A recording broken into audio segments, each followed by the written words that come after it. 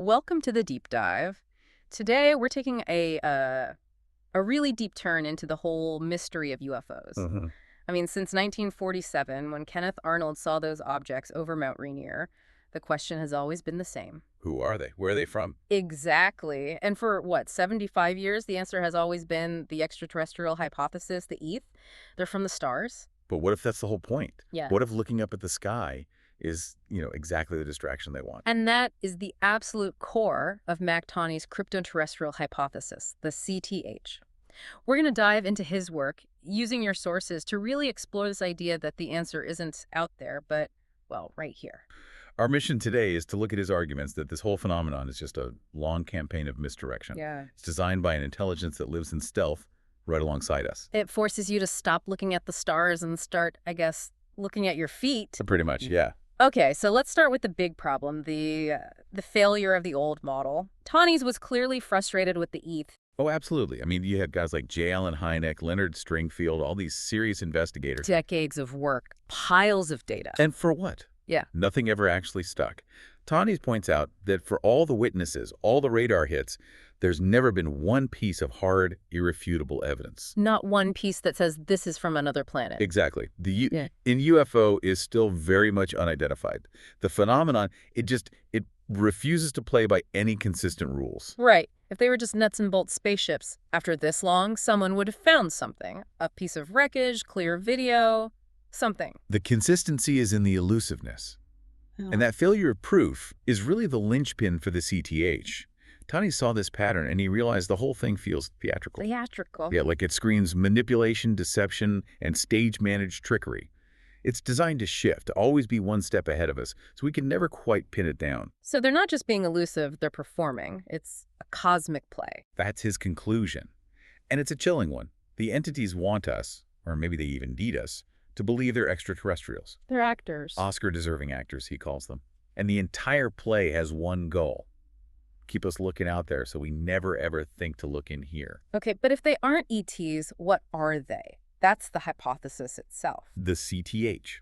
The idea is that this intelligence is a humanoid species, an ancient one, indigenous to Earth, a sister race that's been living in stealth right beside us. Maybe for longer than we've been around. Quite possibly. And he didn't just jump to that conclusion. At first, he was looking at like a post-biological intelligence, a machine, sort of like the monolith in 2001. That seems plausible, alien, inscrutable. Why did he move away from that? The abduction phenomena. It was the sticking point. I mean, the physicality of it, the biological. The probes and the samples. Right. If you're a godlike AI, why are you using these crude, frankly, low-tech medical procedures? It just seemed absurd to him. It pointed away from a god and back toward a tangible biological species that had limitations. So the clumsiness, the absurdity of it all is actually a clue. It tells us they aren't all powerful. Precisely. And this is where the CTH becomes this grand unifying theory. It connects the modern grays to all the figures from folklore. You mean like fairies, elves? Elves, sprites, the little people. Tonnies suggests these are just, cultural filters. Our ancestors trying to describe encounters with the exact same indigenous species, just using the language and myths of their time. Wow, that's a huge shift. So the other didn't just show up in 1947. They've always been here, in the shadows, just changing costumes. Exactly. Their greatest secret is their ability to adapt their symbolism. In the 19th century, they were spirits. Then in the 20th, they came from Mars. Which brings us right to their main strategy, misdirection. How does he picture this working? He had a great analogy. It's like playing with a cat using a laser pointer. The cat, that's us. Humanity is obsessed with the little red dot. It chases it, watches it climb walls, disappear. The UFOs are the red dot. They're designed to be chased, to perform impossible tricks, to keep us completely focused on the wrong thing. While the one holding the pointer stays hidden. The intelligence itself, yeah. So what are the specific methods they use to keep this trick going? Tonnies lays out 4 main tactics. First is just conspicuous behavior. UFOs fly around with what he calls an implacable arrogance. They have this penchant for drama. So they want to be seen. They want to be seen, but they also want the report to be questionable. They show up for people whose testimony might be dismissed. Yeah. It's all about managing the narrative. Okay, what's the second method? Visual lures. Think about all the flashing lights. It's probably not an accident. He suggests it's a deliberate and pretty low-tech way to make a normal craft look unearthly. So you take an atmospheric drone, you stick some weird lights on it. And suddenly it's from Zeta Reticuli. It's propaganda. Very clever. Then there are the staged events. Big cases like the 1952 Washington, D.C. sightings or Rendlesham Forest in the UK. Events with multiple credible witnesses. Right. Tonnies saw these as carefully orchestrated theater pieces. They were designed to cement the extraterrestrial idea in the minds of the public and even the military. They're putting on a show with a high production value. And the last one. Holography or perceptual tricks. Michael Talbot's work supported this idea that some UFOs look more like projections. And Tonnies pointed to those stories of, ship interiors being bigger on the inside than the outside. The TARDIS effect. Exactly. He thought maybe that's not advanced physics, but some kind of psychological trick to make their tech seem more impressive than it really is. It's all about perception management. But, isn't this just trading one unproven idea for another? It's still all based on testimony and folklore. That's a fair point. But Tonnies would say the CTH has more explanatory power. The ETH can't explain the weirdness, the psychology, the biological stuff. The CTH can. And that really comes into focus when you talk about abductions. Okay, let's go there. Because if their main tool is deception, the abductions are the most terrifying part. All the reproductive stuff, like in the Antonio Villas Boas case. If they're from here, what's this hybridization agenda all about? Well, the ETH version requires two species that evolved light years apart to be genetically compatible. It's, as Jacques Vallée said, biological nonsense. Right. The CTH flips this completely. Tonnies proposes something much more chilling. The indigenous aliens are vulnerable. Vulnerable how? He theorized they're suffering from some kind of genetic decay, a terminal malady. They're driven by desperation, by the fear of extinction. So the whole ETH charade, the misdirection... It's a cover for a silent invasion scenario, as he called it. They need to harvest healthy human DNA to survive. It's not research, it's a desperate medical crisis. That changes everything. We're not lab rats for superior species. We're a medicine cabinet for our dying neighbors. It's a much darker picture. And it might explain the crude physical nature of the abductions. It also might explain their social structure. The different types of beings people report. The Greys, the mantis-like ones. Yeah, he saw it as a possible hive society. The Greys could be engineered biological drones, replicants, made for specific tasks like infiltration or collection. And people do describe them as almost insect-like, Yeah. robotic. And the use of chemicals, needles, weird drinks. It all fits a scenario where they need to sedate and control someone quickly.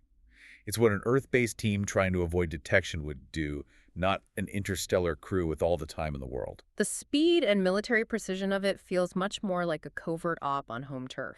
So if we go with that, there's the big question. If they're here and they're physical, where are they? Where does an ancient race hide from 7 billion people with smartphones? Tonnies points to two persistent locations in the lore. First, the water world. So many UFOs or USOs, unidentified submersible objects, are seen near water. The oceans, it's the perfect hiding place. Massive, unexplored. And you see it in old myths, like the Sumerian Oannes, a civilizing being that came from the sea. It's a long-standing idea. And the second place. Underground. Abductees, like Betty Andreasen, describe being taken to huge caverns, subterranean labs. And think about it. The classic big, dark eyes of the Greys. That's a perfect evolutionary adaptation for living in caves and tunnels. Not for some bright alien sun. Their biology is shaped by Earth's deep geography. It flips the whole assumption. But then, how does a race living in caves pull off these impossible feats, materializing and disappearing? Right. This is where it gets into the technology of consciousness. Okay, this is the most out there part. Wave functions, jumping between realities. How do you even visualize that? The basic idea is that they've mastered how to manipulate their own wave functions. They can slightly detune themselves from our reality. So they don't need a giant spaceship with a hyperdrive. No, they can just sort of sidestep into an adjacent reality. Yeah. Or, as he put it, lurk in hyperspace. Their ultimate stealth tech is reality itself. And that would also enable the telepathy the mind control people report. They can exist just outside our normal 3D space-time, which explains why there's never any evidence left behind. And it explains those other weird encounters, the men in black types, the ones who try to pass for human but seem off, sickly, frail. They're struggling. They're fighting a war of attrition as our civilization expands and encroaches on their territory in the deep oceans and the deep earth. So if you take Tonnies' framework to its conclusion, the whole UFO puzzle changes. It's not this distant cosmic mystery, it's intimate. It's a disturbing family secret. The beings are tangible, they're vulnerable, but their whole strategy is to make us think they're impossible gods from space. What's really compelling, though, is that Tonnies argued the CTH is actually testable. Right. He said if they've been here all along, they must have left a signature. We should be looking for things like anomalous fossils, weird genetic markers in the biosphere, unexplained artifacts deep in the geological record. We're just looking in the wrong place for the wrong kind of evidence. We've been looking up when we should have been digging down. But that leaves us with one last really unsettling question. If they have this technology, this ability to manipulate consciousness, why haven't they just taken over? Why are they still hiding, still seemingly desperate? Tonnies suggests their lack of, outright violence means they need us for something more than just a quick genetic fix. They don't see us as an enemy to be wiped out. They see us as a resource. Perhaps as valuable property, a crucial part of a biosphere they're desperately trying to manage and protect for their own survival. And you really have to ask yourself, in Tonnies' world, are we the rulers of this planet? Yeah. Or are we just part of the livestock,